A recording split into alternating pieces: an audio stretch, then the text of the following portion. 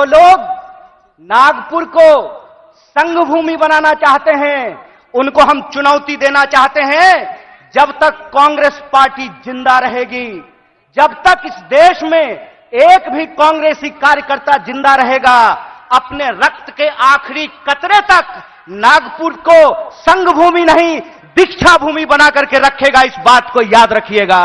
महात्मा गांधी ने जिस पार्टी को बनाया है, जब तक वो पार्टी जिंदा रहेगी, तब तक आप इंसान को इंसान से नहीं लड़ा सकते हैं। हम बोलते रहेंगे रघुपति राघव राजा राम, पतित पावन सीताराम, ईश्वर अल्लाह तेरो नाम, सबको सन्मति दे भगवान। हम यह तराना गाता रहेंगे, इस बात को याद रखिएगा। हमने इनको अंग्रेजों के साथ चाय पर चर्चा करते हुए देखा था, तो जो चाय बेचने की बात करते थे, हमने उनको देश बेचते हुए रंगे हाथ पकड़ लिया है। आज आप कांग्रेस के नेताओं के घर पे ईडी भेजते हैं। परसों जया शाह के पिताजी से वही कांग्रेस का नेता अगर फोन पे सेटिंग कर ले, तो वो ईडी जो है अपना रास्ता कैसे भूल जाती है, वो पता कैसे भूल जाती है। इसका मतलब यह है कि जो पार्टी देश की पार्टी है, उस पार्टी को देश के आम लोगों के नजर में बदनाम किया गया है। जिस पंडित जवाहरलाल नेहरू को लोग आज संसद में खड़ा होकर के गालियां देते हैं, याद रखना मेरे दोस्त, अगर पंडित जवाहरलाल नेहरू नहीं होते तो झूठ ही सही तुम ये बात आज बोल नहीं पाते कि एक चाय बेचने वाला भी देश का प्रधानमंत्री बन सकता है। जिस तरीके से किसान आत्महत्या कर रहे हैं, जिस तरीके से हर घंटे नौजवान आत्महत्या कर रहा है, इसीलिए हमको इस संकल्प के साथ चलना पड़ेगा कि ये हमारी कांग्रेस है, हम सब की कांग्रेस है, यह हमारा देश है, हम सब का देश है, और इसको बचाने के लिए अपने शरीर के आखिरी खून के बूंद तक हमको संघर्ष करना पड़ेगा। तुम एक बात जान लो भाई, तुम्हारा जो फ्रंटल ऑर्गेनाइजेशन है ना, ईडी और सीबीआई, उससे हम घड़ी घंट नहीं डरने वाले हैं। आप देख रहे हैं देश लाइव, देश की आवाज। मेरी आवाज जहां तक पहुंच रही है, मैं सबसे पहले महाराष्ट्र की इस महान भूमि को डॉक्टर बाबा साहब भीमराव अंबेडकर, छत्रपति शिवाजी महाराज, साहूजी महाराज, अन्ना भाऊ साठे, गाडगे महाराज, संत तुकाराम, आंदोलनों और क्रांतियों की भूमि सावित्रीबाई फूले की इस भूमि को नमन करता हूं, आपको प्रणाम करता हूं। साथियों, बिना किसी औपचारिकता के मैं सम्मानित मंच का अभिनंदन करते हुए आप तमाम भारतीय राष्ट्रीय कांग्रेस के एक एक कार्यकर्ताओं का, समर्थकों का, मतदाताओं का, देश के कोने कोने में किसी भी माध्यम से इस कार्यक्रम से जुड़े हुए कांग्रेस परिवार के एक एक सदस्य को पार्टी की स्थापना दिवस के मौके पर हार्दिक बधाई देता हूं, आपका हार्दिक अभिनंदन करता हूं। दोस्तों, ये हम सब के लिए बड़े गर्व की बात है कि देश की सबसे पहली और सबसे पुरानी राजनीतिक दल, जो एक राजनीतिक दल नहीं है, जिसने आज के भारत का नींव रखा है, उस पार्टी का हम स्थापना दिवस मना रहे हैं। यह हमारे लिए गर्व की बात है। जब हम अपने पार्टी की स्थापना दिवस मना रहे हैं, तो हमको कुछ बात अपने दिमाग में, अपने जहन में उतारने की जरूरत है। सबसे पहली बात यह है कि जब हम नागपुर में यहां मना रहे हैं, तो जो लोग नागपुर को संघ भूमि बनाना चाहते हैं, उनको हम चुनौती देना चाहते हैं, जब तक कांग्रेस पार्टी जिंदा रहेगी, जब तक इस देश में एक भी कांग्रेसी कार्यकर्ता जिंदा रहेगा, अपने रक्त के आखिरी कतरे तक नागपुर को संघ भूमि नहीं दीक्षा भूमि बना करके रखेगा। इस बात को याद रखिएगा। इस बात को याद रखिएगा कि जिस देश में हत्यारों का गाना गाया जा रहा है, उस देश में महात्मा गांधी पैदा हुए हैं, और महात्मा गांधी ने जिस पार्टी को बनाया है, जब तक वो पार्टी जिंदा रहेगी, तब तक आप इंसान को इंसान से नहीं लड़ा सकते हैं। हम बोलते रहेंगे रघुपति राघव राजा राम, पतित पावन सीताराम, ईश्वर अल्लाह तेरो नाम, सबको सन्मति दे भगवान। हम यह तराना गाता रहेंगे, इस बात को याद रखिएगा। और जब आज हम पूरे देश को यह संदेश देना चाहते हैं भारतीय राष्ट्रीय कांग्रेस की तरफ से कि हैं तैयार हम, तो किस बात के लिए तैयार हैं हम तैयार हैं इस देश के संविधान की रक्षा करने के लिए। आप तैयार हैं कि नहीं है? इतनी जोर से आवाज लगाइए कि यह आवाज नागपुर से दिल्ली तक पहुंचनी चाहिए। आप तैयार हैं कि नहीं है? हम तैयार हैं इस देश की जमहूरियत को बचाए रखने के लिए। हम तैयार हैं इस देश में कमर तोड़ महंगाई को समाप्त करने के लिए। हम तैयार हैं इस देश के नौजवानों को रोजगार मुहैया कराने के लिए। हम तैयार हैं महिलाओं के ऊपर होने वाले अत्याचार को समाप्त करने के लिए। हम तैयार हैं आजाद देश में आजादी की रक्षा के लिए हम तैयार हैं। यह हमारा संकल्प है। और जब हम इस संकल्प को दोहरा रहे हैं तो एक चुनौती भी हम लोगों को समझना पड़ेगा भाइयों। चुनौती यह है कि आप में से बहुत सारे लोगों को एक अनुभव हुआ होगा कि जब आप किसी पॉकेटमार को ट्रेन में पॉकेटमारी करते हुए पकड़ लेंगे तो पॉकेटमार इतना चालाक होता है कि वही जोर से चोर चोर चिल्लाना शुरू कर देता है। बोलिए होता है कि नहीं होता है?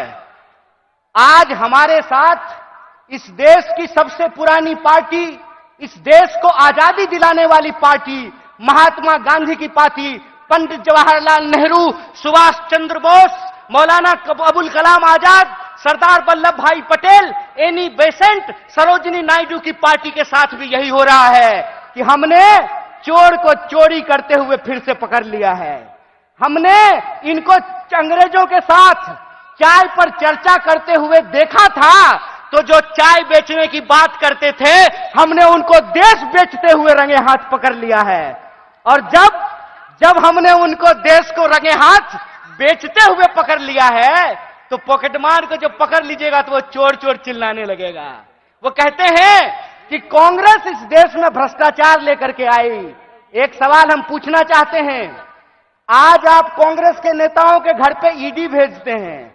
परसों जया शाह के पिताजी से वही कांग्रेस का नेता अगर फोन पे सेटिंग कर ले तो वो ईडी जो है अपना रास्ता कैसे भूल जाती है, वो पता कैसे भूल जाती है।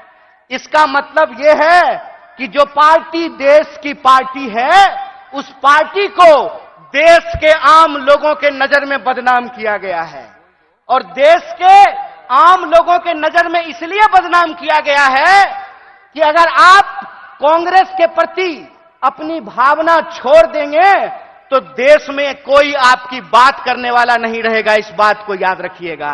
इसीलिए इस मंच से मैं आप तमाम लोगों से एक बात की अपील करना चाहता हूं कि हे कांग्रेस के कार्यकर्ताओं, जब आप चाय की दुकान पर बैठते हैं, जब आप ट्रेन से यात्रा करते हैं, जब आप बसों में चलते हैं, जब आप खेतों में चर्चा करते हैं, दफ्तरों में चर्चा करते हैं, तो एक बात को याद रखिएगा, एक बात को याद रखिएगा कि सामने वाला जब आपको जलील करता है ना, तो वो आपको जलील करने से पहले अपने मां बाप को जलील कर रहा होता है, अपने पूर्वजों को जलील कर रहा होता है। क्योंकि कांग्रेस पार्टी इस देश का इतिहास है, वर्तमान है और इस देश की आम आवाम का भविष्य है। यह बात हमको समझना पड़ेगा। हमको समझना पड़ेगा कि कांग्रेस पार्टी अंग्रेजों से लड़ करके इस देश को आजादी दिलाई। आजाद भारत में पहली बार ऐसा हुआ कि दलितों को और ब्राह्मणों को बराबरी का वोट का अधिकार मिला। आजाद भारत में पहली बार ऐसा हुआ कि महिलाओं और पुरुषों को बराबरी का वोट का अधिकार मिला। आजाद भारत में पहली बार ऐसा हुआ कि राजे राजवाड़ा का वोट भी एक और नाली में उतर करके गटर साफ करने वाले का भी वोट एक, ऐसा भारतीय राष्ट्रीय कांग्रेस स्थापित करके आई। मैं कहता हूं कि जिस पंडित जवाहरलाल नेहरू को लोग आज संसद में खड़ा होकर के गालियां देते हैं, याद रखना मेरे दोस्त, अगर पंडित जवाहरलाल नेहरू नहीं होते तो झूठ ही सही तुम ये बात आज बोल नहीं पाते कि एक चाय बेचने वाला भी देश का प्रधानमंत्री बन सकता है। कांग्रेस का इतिहास यह है कि हम इस देश की आम आवाम के लिए लड़े थे, लड़े हैं और लड़ेंगे। इसीलिए माननीय मल्लिकार्जुन खड़गे साहब अपने 50 साल के राजनीतिक इतिहास में एक कांग्रेस के आम कार्यकर्ता से भारतीय राष्ट्रीय कांग्रेस के राष्ट्रीय अध्यक्ष बने हैं। यह है कांग्रेस पार्टी का लोकतांत्रिक इतिहास, यह है इस देश का इतिहास। इसीलिए आप तमाम कार्यकर्ताओं से मैं अपील करना चाहता हूं कि आज जो देश की हालत है, जिस तरीके से किसान आत्महत्या कर रहे हैं, जिस तरीके से हर घंटे नौजवान आत्महत्या कर रहा है, इसीलिए हमको इस संकल्प के साथ चलना पड़ेगा कि ये हमारी कांग्रेस है, हम सब की कांग्रेस है, यह हमारा देश है, हम सब का देश है और इसको बचाने के लिए अपने शरीर के आखिरी खून के बूंद तक हमको संघर्ष करना पड़ेगा। तो आप बताइए, चुनावी हार जीत अपनी जगह पे है, देश बचाने के लिए, संविधान बचाने के लिए, सबको शिक्षा के लिए, सबको काम के लिए आप तैयार हैं कि नहीं हैं? अगर आप तैयार हैं तो आखिरी बात बोल करके मैं अपनी बात को खत्म करूंगा। हमारी रगों में उन पूर्वजों का खून बहता है जिन्होंने इस देश को अंग्रेजों की 200 साल की गुलामी से आजादी दिलाई थी। जब हमारे पुरखे अंग्रेजों की टैंक से नहीं डरे, जब हमारे पुरखे बलिदानियों का इतिहास बनाया, जब हमारे पुरखे फांसी के फंदे को हंसते हंसते चूम लिया, तो तुम एक बात जान लो भाई, तुम्हारा जो फ्रंटल ऑर्गेनाइजेशन है ना, ईडी और सीबीआई, उससे हम घड़ी घंट नहीं डरने वाले हैं। आप लोग डरने वाले हैं क्या? तो इस देश की बचाने की लड़ाई में सबको शिक्षा के लिए, सबको काम के लिए और इस देश के हर आवाम को बराबर के आत्मसम्मान के लिए आप संघर्ष करेंगे कि नहीं करेंगे? अगर हम पूरी तरह से संघर्ष करेंगे तो आखिरी अपील के साथ, आखिरी बात के साथ अपनी बात खत्म करता हूं कि कहते हैं कि कैसे आकाश में सुराख नहीं हो सकता, एक पत्थर तो तबीयत से उछालो यारो।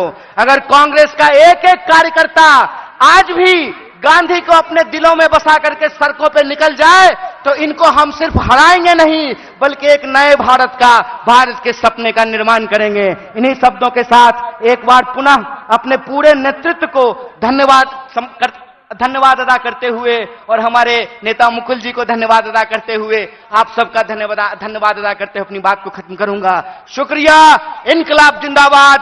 जय हिंद, जय भारत, जय कांग्रेस।